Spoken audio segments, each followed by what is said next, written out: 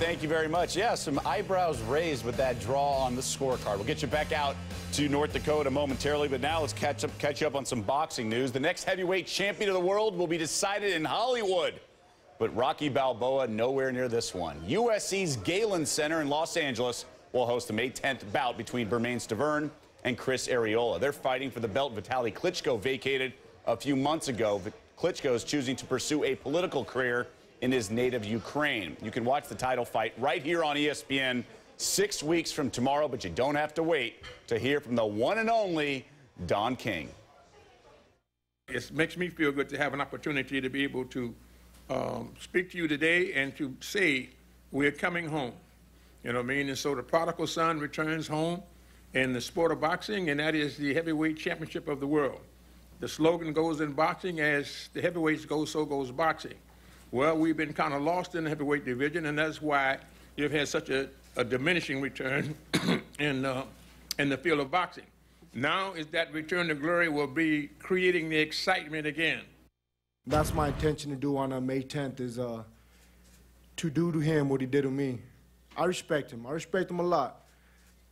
I could shake his hand right now, shake his hand after the fight. We're gentlemen. But in the ring, I don't like him. That's the way it is. I respect him. I'm not going to like him in the ring. It's not about shape. It's about skills. I have better skills, and I'm always in shape. All right, let's take a look at the tail of the tape for this heavyweight bout. Stiverne, just one loss in 25 career fights, 20 knockouts. Arreola, 31 knockouts in his 39 fights. Well, the table was set for Adrian Broner. Prevail as a big favorite and then potentially get a shot at handing Floyd Mayweather Jr. his first loss. Instead, Broner suffered his first loss, relegating him to the back of the pack, so to speak. On top of all that, Broner has now agreed to serve as the appetizer to Floyd's main course and also watch someone else fight the fight he wanted all along. Broner will face Carlos Molina on May 3rd at the MGM Grand in Las Vegas. After losing at 147 pounds, Broner will fight at 140. Later that same card on May 3rd, the main event, Mayweather against the guy that beat Broner, Marcos Maidana, leaving Broner only to wonder what could have been. Molina has not fought in a year and a half. Also on that card, Amir Khan and Luis Collazo. Winner could get a shot at Floyd, assuming Floyd beats Maidana as a 12-1 favorite. Khan already thought he had the next shot at Floyd, even canceling a fight this past December, but Mayweather chose Maidana instead, encouraging Khan to fight on May 3rd. Khan will. A 12-round welterweight bout. Khan has not fought in nearly a year and is just 2-2 in his last 4 fights. The opening fight of the televised undercard, Ja'Leon Love and Marco Antonio Peribon. Love is a member of the Mayweather team, somewhat of a protege, as he's also from Michigan and also undefeated. Mayweather has repeatedly said he believes Love will eventually win a world title. Now, for the Mexican Peribon, it should be an electric atmosphere over Cinco de Mayo weekend. Peribon is coming off his first loss and first draw of his career. The other night in the NBA, the Philadelphia 76ers played the Spurs in San Antonio. 24 straight losses against 13 straight wins. Philly was a 21-point underdog. Low chances, right? Las Vegas odds makers gave the Sixers nearly the same chance of winning as they do Cedric Agnew tomorrow night. Sergey Kovalev, about a 60-1 favorite. Weigh-ins earlier tonight at Atlantic City. Agnew actually was over, but 45 minutes later, he made weight. HBO will televise this light heavyweight bout. Both fighters are undefeated, but obviously Kovalev the overwhelming favorite. Many feel Agnew's only shot is if Kovalev overlooks him, focusing on his next potential fight, Adonis Stevenson. Meanwhile, Stevenson's next fight is still scheduled 2 months from now. But this week, we saw a network change for that event. Showtime will televise it rather than HBO. Stevenson's camp gave HBO a Tuesday deadline this week to match Showtime's offer. So now a new network will carry the May 24th bout in Montreal. And now there's also a domino effect. This puts in jeopardy the desired bout of Stevenson and Kovalev, assuming Kovalev defeats Agnew tomorrow night. This was tentatively scheduled for this fall, but that's now a no-go given the promoter TV allegiances. ESPN.com boxing writer Dan Rafael, who's covered the sport for decades, you know him, he equates this demise to that of Mayweather and Manny Pacquiao. Moments away, Peter Petrov and Chris Rudd, that's the other semifinal of the Boxito out in North Dakota. We'll take you there. I will sit down with Kid Chocolate, Peter Quillen. We discuss everything from being undefeated, his next opponent, and his education. That's straight ahead. Welcome back to the Friday Night Fights studios in Bristol. We'll get you back out to North Dakota momentarily. I'm Doug Kazarian. Earlier tonight, Peter Kid Chocolate Quillen stopped by the studios. He's 30-0 with 22 knockouts on his resume and had plenty to say, especially when asked about his April 19th fight with Lucas Kornicki. I know he's going to come out. He's a very tough challenger because I don't really know much about him. I know he's experienced because he has 50 fights, 4 losses, and 23 knockouts. So I have to give a guy like that respect. And anytime somebody's trying to fight for a belt, he's going to come in and give everything he has. We hear this a lot in boxing and really all sports. When you're undefeated or have any sort of bullseye on your back, you get everyone's best effort. Is that what you expect in this fight moving forward? Yes, of course, because I only can expect, because when I was preparing to fight for a championship, I gave it my all and I fought my heart out. So I only can expect that any challenger that I step in the ring with is going to try to do the same thing. And you've knocked out 6 of your last 8 opponents. How? Well, it was something I was born with, man. When I punch people, I punch them with all the pain and struggle that I endure my whole life. So when I punch them, they feel in every ounce of pain that I'm hitting them with. You've talked about your growth as a person and also a fighter. Undefeated, certainly a lot to be proud of, and also a title holder. But how do you make that next step and really become a household name, a star? Well, you know, just keep being myself, have, you know, positive reason why I'm here where I'm at, and just make sure that I'm working off those reasons. And I try not to let nobody bring my value down. I know that my bar is set high.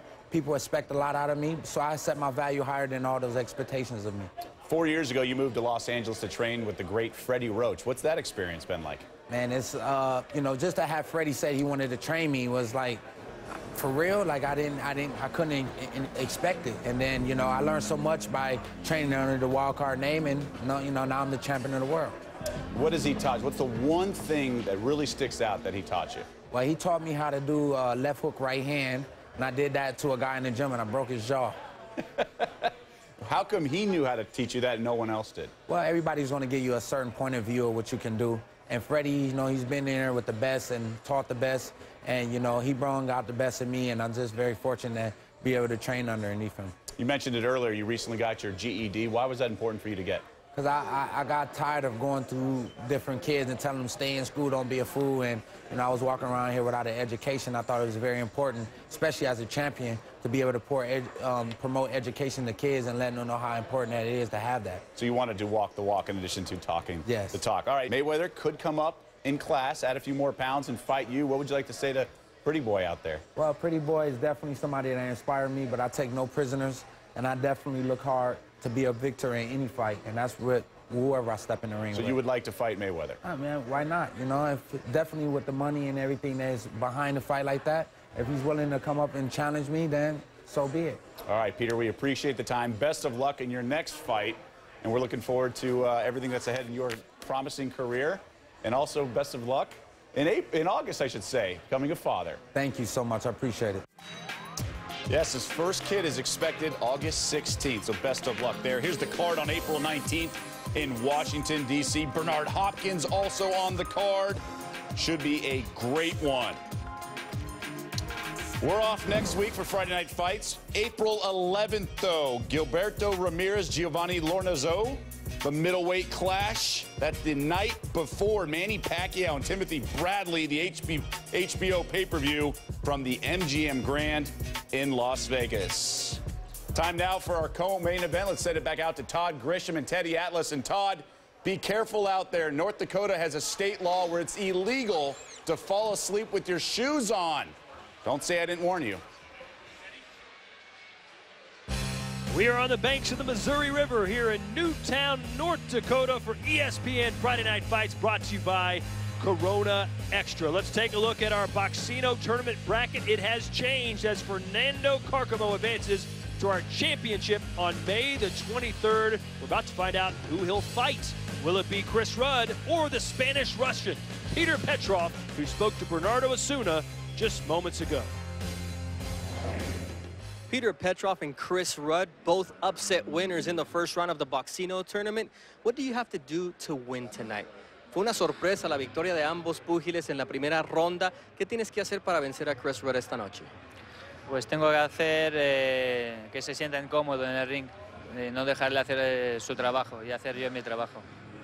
I have to make him uncomfortable in the ring. I have to use his height against him and not let him do what he wants to do. La experiencia, ¿qué tan importante va a ser en este combate? The difference in experience, how big a factor will that be? La experiencia es muy importante. Yo creo que me va a ayudar mucho en este combate. Yo me he enfrentado a boxeadores altos, no tan altos como él, pero sí de parecida estatura. Yo creo que la experiencia me va a ayudar mucho en este combate. Experience is going to be a big difference in this fight. I faced tall fighters, but I don't think he's faced an experienced fighter like myself, and that can be a huge difference in this fight.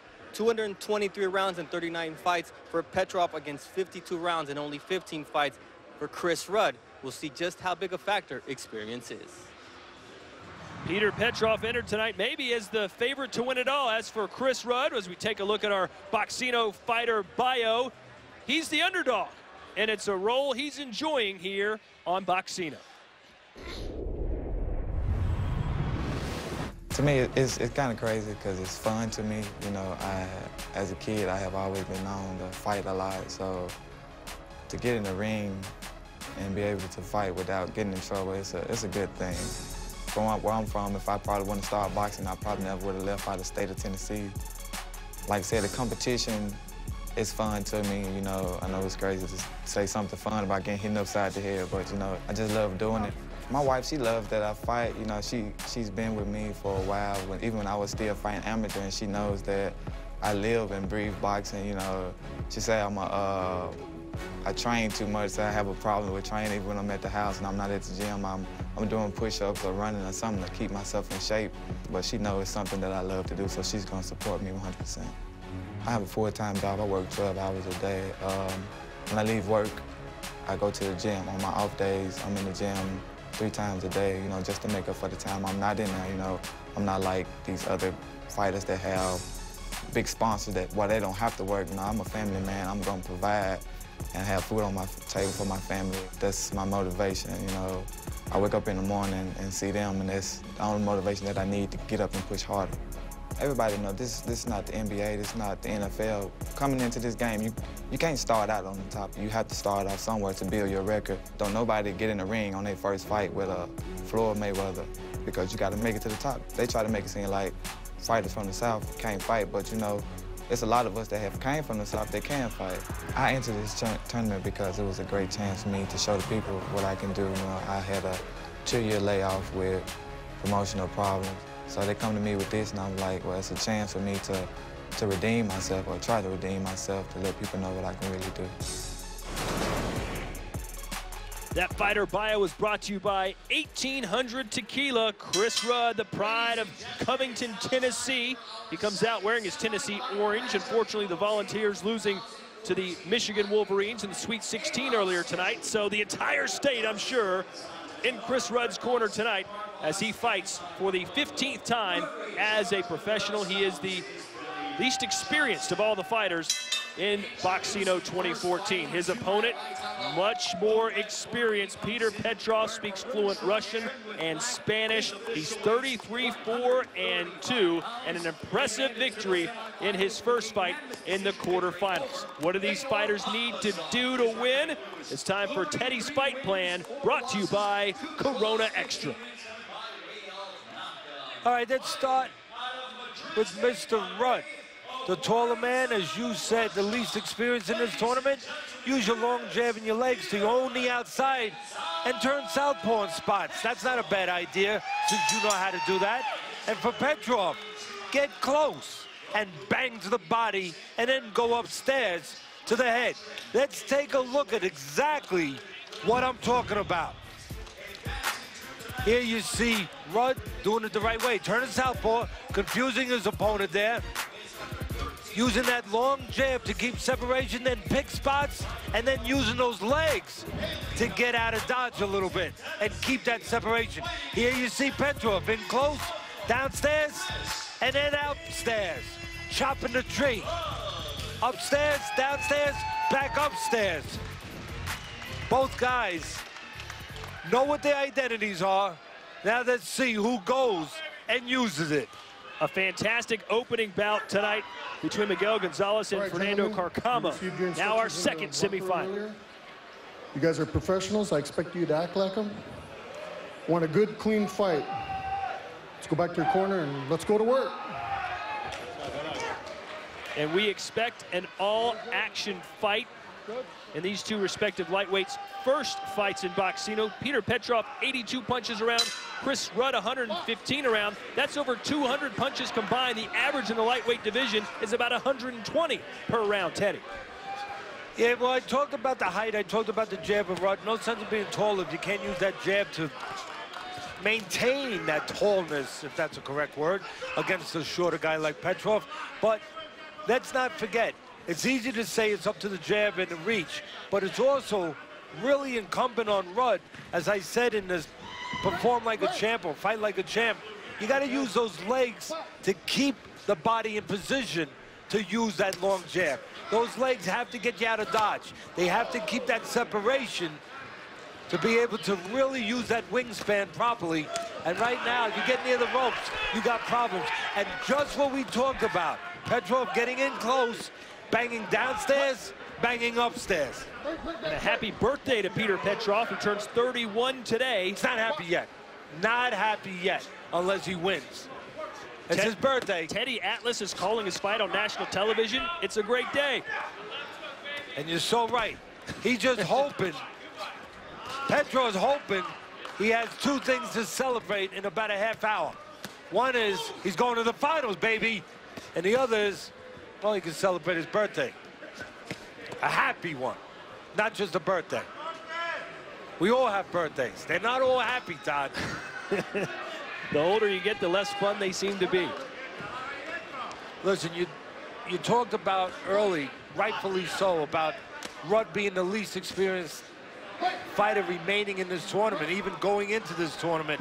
What Rudd hopes for, is people hope for, is that, you know, we point out the pro experience on the favor of Petrov over Rudd, but Rudd has 200 amateur fights, Petrov only 30.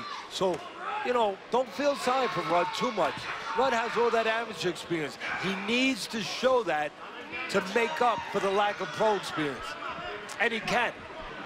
Petrov has been in a huge fight in his career, a junior welterweight title fight September 2011, losing to Marcos Maidana, a fight he was dropped 3 times in before it was stopped. Yeah, Maidana ran him over like a truck running over a Volkswagen, just too physically strong. But not the case here. Rudd is not too physically strong. What Petrov wants to do is beat a stronger guy like that. Nice overhand right connects by Petrov. There's opportunities to catch Rudd stepping back. After he throws that left hand, doesn't cover fast enough, doesn't test hot water with that left hand. When he goes back, you step with him, you fill that gap, you can catch him with that right hand or with a left hook. A reminder to score this fight right now on our ESPN Friday Night Fights Facebook page. Round 1 of our second semifinal in the books.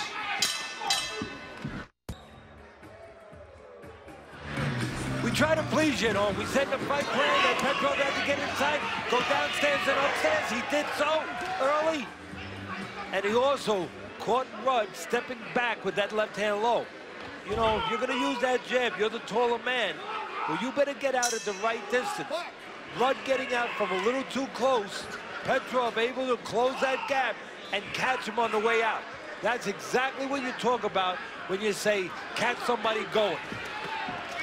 Petrov caught Rudd going, and he's going to look to catch him going out all night long if he gets opportunities. Petrov told us that he needs to bring the fight to Rudd. I have to get in close and punish him, and that's what he's done so far. He's been like a Russian rock'em sock'em robot thus far, all up in Rudd's grill. Yeah, Rudd's got to be like a bunch of gnats, a bunch of mosquitoes ruining your picnic. Throwing all those jabs, those tap punches, keeping you busy, keeping control at distance, and staying off the ropes. You know how those bugs can really bug you in the summer when you... Mosquitoes are the size of cats down there. Well, they can carry you away. I mean, right now, Rudd really is just trying to buzz Petrov a little bit on the outside, keep him frustrated a little bit, keep him reaching, and then tie up in the inside like he's doing here, Rudd. Because Petrov's the guy that doesn't want to get tied up in the inside. Petrov's the stronger guy, the better body shot, the better body puncher. Petrov should be really looking to keep himself untangled on the inside while Rudd's going to look to tangle him up. You wouldn't know it by the snow outside, but opening day of baseball season is right around the corner. Opening night Sunday, 8 p.m. Eastern on ESPN. It's the Dodgers and the Padres. Big, big, big step up in class here tonight for Rudd, but he did it the last fight. In the beginning of the tournament, his first fight in the tournament. Made a big step up, made a big splash, won the fight. He's stepping up again in quality of opposition with Petrov. Petrov has fought the much better opposition throughout his career. He's ready for fights. Rudd, as I said, only his last fight he stepped up, but Rudd, 11 of his 14 opponents have had losing records. That's a lot of opponents that you were fighting, real opponents. You're not fighting an opponent tonight. You're fighting a live wire, a guy who's going to bring it. Well, Rudd certainly has plenty of moral support. 7 siblings, 4 sisters, 3 brothers. He's married with 3 children, 2 girls, and 6-year-old Chris Jr., who's watching at home right now in Covington, Tennessee. But they're probably not enjoying what they're seeing thus far, as Petrov has, for the most part, imposed his will. Yeah, for the most part, good point. And the reason he's imposed his will, if he has, is geography.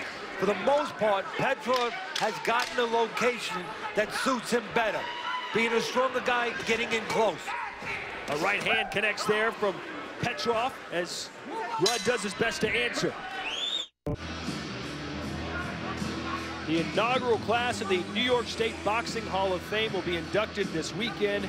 Some notable names: Floyd Patterson, Howard Davis, and Teddy, I know it's a big honor for you to go in with your mentor, Cus D'Amato.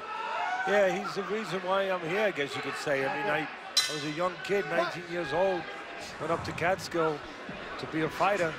Those plans changed, and then Cus said, you know what? You can be a good trainer. And fortunately, at some point, I started listening to him, and things kind of worked out pretty good. So it's always nice to go and be really thought of in those kind of ways, in those kind of terms by your peers, and be given that kind of honor. But it makes it even more special when you get a chance to go in with your mentor. So I'm very appreciative. Well, congratulations from, I'm sure, me and everyone here associated with Friday Night Fights on getting into the New York State Boxing Hall of Fame. This is actually the 3rd class.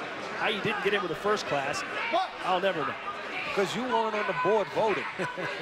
That's why. Thank you. Thank you to all my people here that I work with every week. Well, you can't fault Rudd for trying here. He's trying to figure out Petrov, but right now, no answers. Well, the answer is to stay on the outside, but he doesn't have the power to really hold Petrov to keep him on the outside. And that's why you see Rudd falling inside, grabbing a little bit, trying to slow Petrov down. Right now, the referee's going to have something to say. Both of you guys stop hugging. Hold him. The referee's trying to help us out, help the fans out, get a cleaner fight. I like it. Less grabbing. Not a bad idea. He actually called it hugging, which is a nice thing to say. Yeah, well, a couple big body shots and then upstairs for Petrov. Yeah, Petrov's doing better now because the referee told him not to hold. That helped Petrov, but I'm not so sure Rudd's happy about that.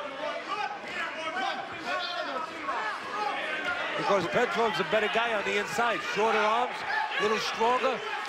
And this is not where Rudd wants to be on the inside. A couple body shots got Rudd's attention. Now upstairs, and Rudd in big trouble in the corner here. And an uppercut, a well-timed uppercut, wouldn't be a bad idea for Petrov, because Rudd now, with that big, tall frame, starting to shrink, starting to lean forward and being exposed to to those short shots of Petrov. What a right hand from Petrov, who just won't stop throwing punches here. Yeah, Rudd is shrinking. I mean, really, and I'm not even joking. He's shorter than he was when this fight started.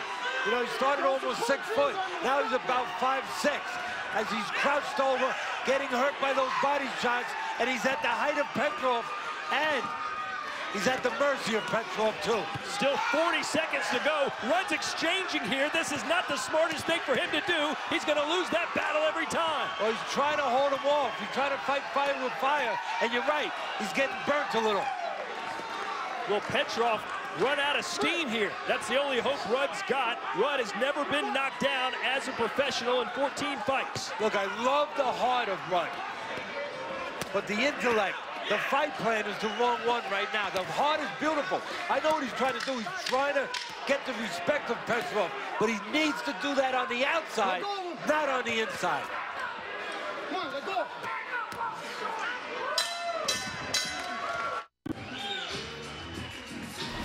Again, in the fight plan, we said Petrov needed to put water in the basement and then go upstairs to the attic, the top floor run. Well, that's exactly what Petrov is doing. Again, water in the basement, downstairs, and then upstairs pays a dividend for Petrov.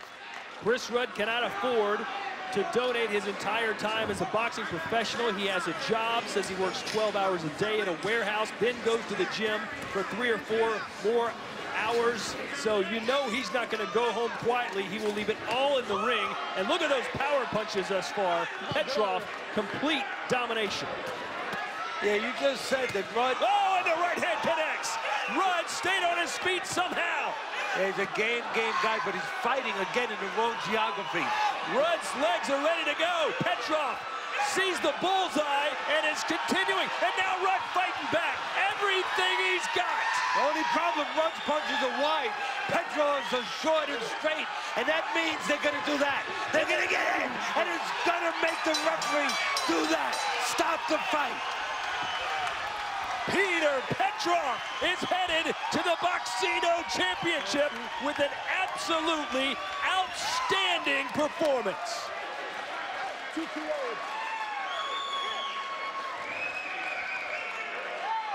Plenty of heart by Rudd, but the wrong fight plan. And maybe the wrong fight plan was forced on him because Petrov forced it on him. He physically and mentally forced it on him, forced himself inside, and gave Rudd no choice, at least in Rudd's mind.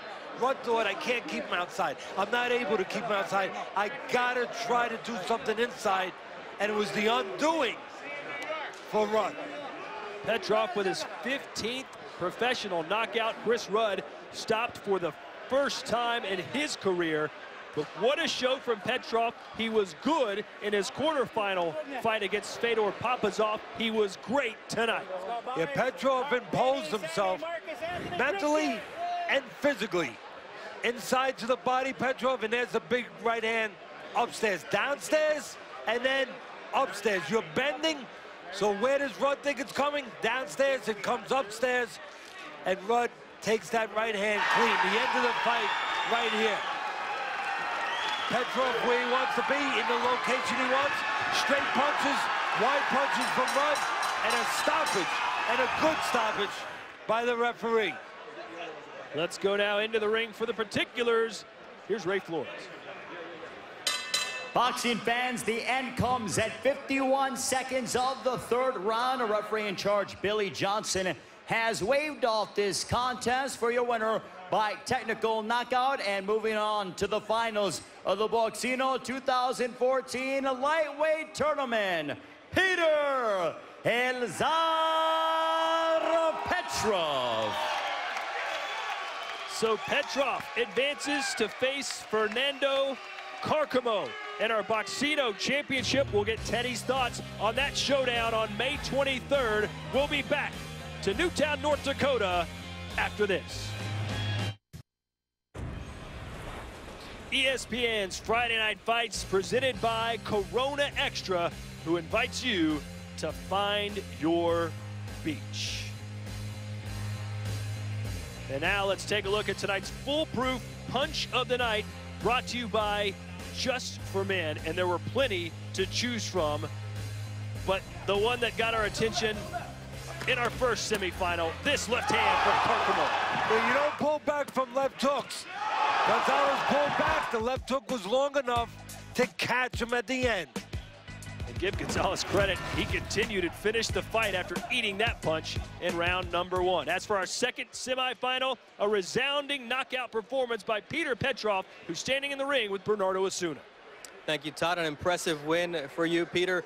By knockout, he had never been stopped. What was the key to this victory? Nunca lo habían noqueado, gran victoria. ¿Cuál fue la clave del triunfo? La clave fue lo que trabajamos con mi entrenador Dani Zamora, dejar un poco la cabeza hasta los últimos rounds y empezar a pegar abajo al cuerpo, y eso es lo que he hecho. Empecé tirando arriba y él me corrigió. Mi entrenador me dijo, sigue trabajando abajo, ya luego más arriba podemos trabajar.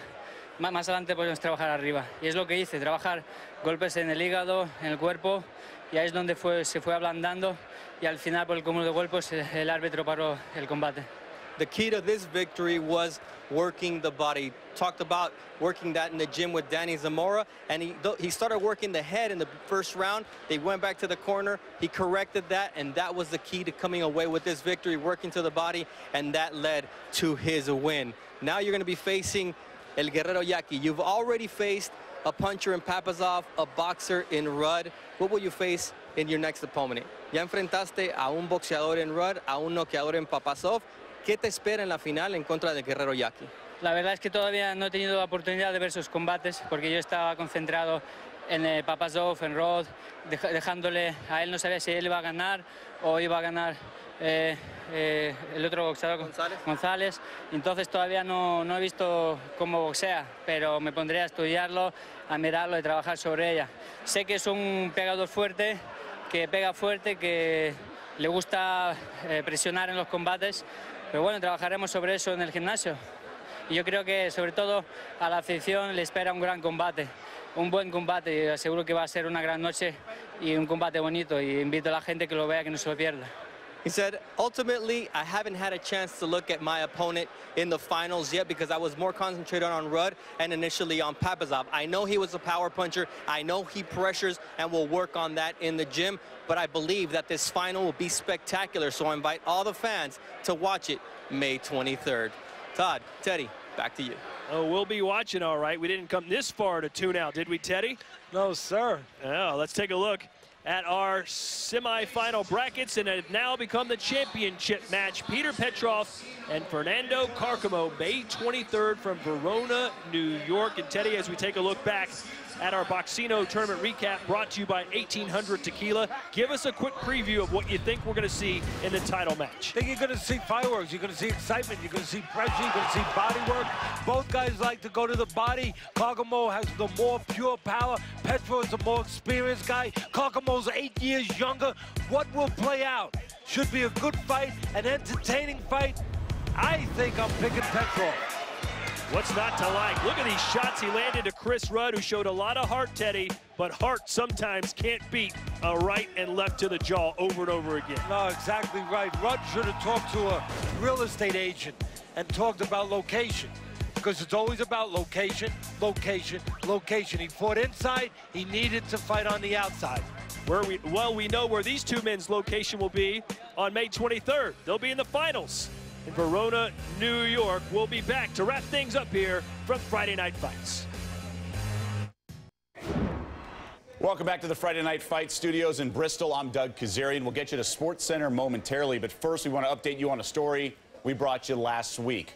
This past week, the family of Russian heavyweight Magomed Abdusalamov filed a lawsuit against multiple parties, including 5 New York State Athletic Commission doctors, alleging recklessness, gross negligence, and medical malpractice. The lawsuit comes nearly 5 months after Abdusalamov suffered traumatic brain injuries during a 10-round loss to Mike Perez. Abdusalamov was brought by taxi from Madison Square Garden to a hospital 25 blocks away. Of course, we'll continue to update this story here at ESPN. Now, Friday Night Fights is off next week, but April 11th at 10 Eastern, Gilberto Ramirez and Giovanni Lorenzo. That's the night before the big fight at the MGM Grand in Las Vegas, the HBO pay-per-view between Manny Pacquiao and Timothy Bradley. So we'll see you in 2 more weeks. Of course, tonight, Fernando Carcamo and Petr Petrov both win their semifinals in the Boxito tournament. They advance to the finals on May 23rd from Verona, New York. Stay tuned for SportsCenter.